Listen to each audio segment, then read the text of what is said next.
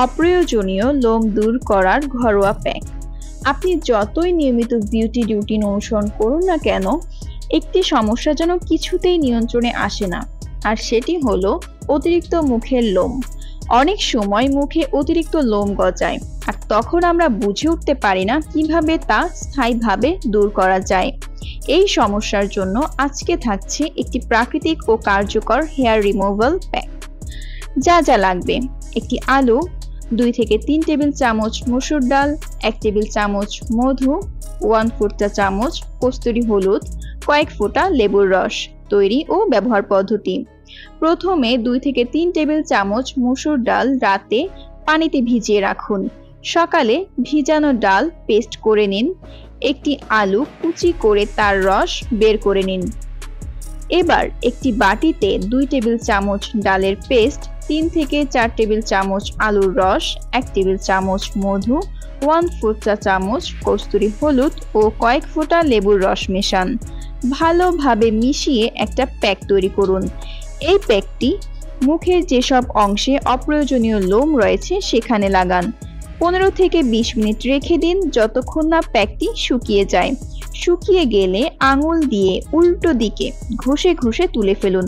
এরপর ঠান্ডা পানি দিয়ে মুখ ধুয়ে ময়শ্চারাইজার ব্যবহার করুন। ব্যবহারের নিয়ম: সপ্তাহে 2 বার ব্যবহার করতে পারেন। পরপর 2 বার ব্যবহারের মাঝে অন্তত 2 দিনের বিরতি দিন।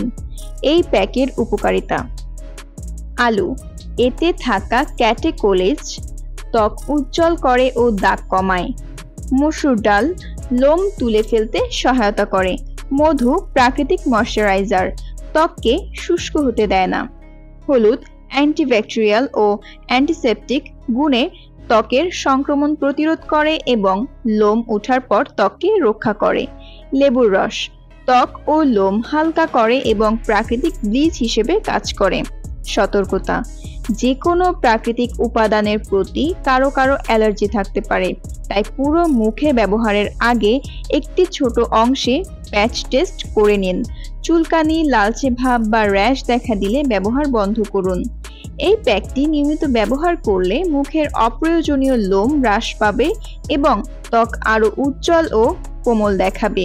তো বন্ধুরা, যদি ভিডিওটি ভালো লেগে থাকে তাহলে একটা লাইক দিয়ে দিন, শেয়ার করুন আপনার বন্ধুদের সাথে, আর চ্যানেলটি সাবস্ক্রাইব করতে একদমই ভুলবেন না।